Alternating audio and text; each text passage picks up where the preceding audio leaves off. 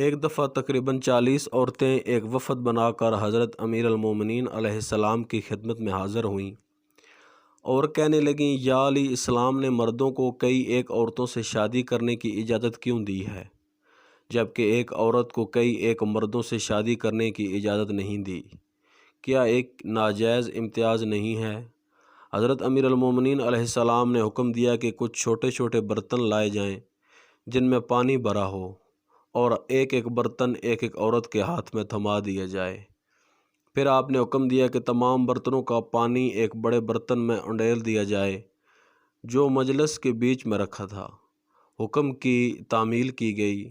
پھر آپ علیہ السلام نے فرمایا، اب تم میں سے ہر عورت اپنا اپنا برتن دوبارہ بھر لے، لیکن یہ خیال رہے کہ ہر برتن میں وہی پانی بھرا جائے جو اس نے اس برتن میں سے انڈیلا ہے۔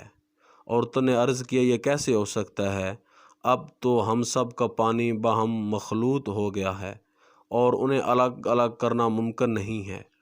حضرت امیر المومنین علیہ السلام نے فرمایا، اگر ایک عورت کے کئی شوہر ہوں تو وہ لا محالہ سب کے ساتھ ہم بستر ہوگی اور پھر حاملہ ہو جائے گی۔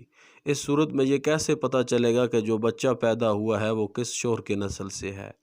یہ بات تو ہوئی مرد کے نقطہ نگاہ سے، اور جہاں تک عورت کا مسئلہ ہے تو ایک عورت کے نقطہ نگاہ سے بھی اس کا کئی ایک مردوں سے شادی کرنا اس کی فطرت کے منافی ہے، کیونکہ عورت فقط یہ نہیں چاہتی کہ مرد اس کی جنسی خواہش کی تسکین کا ذریعہ ہو تاکہ کہا جا سکے کہ جتنے زیادہ شوہر ہوں اس کے لیے بہتر ہوں گے۔ عورت مرد کی صورت میں ایک ایسا شخص دیکھنا چاہتی ہے جس کا دل اس کی مٹھی میں ہو، جو اس کی حمایت اور حفاظت کرے، اس کے لیے قربانی دے، زحمت اٹھائے، دولت کما کر لائے، اس کے ہاتھ پر رکھے اور اس کا ہمدم اور غم گسار ہو۔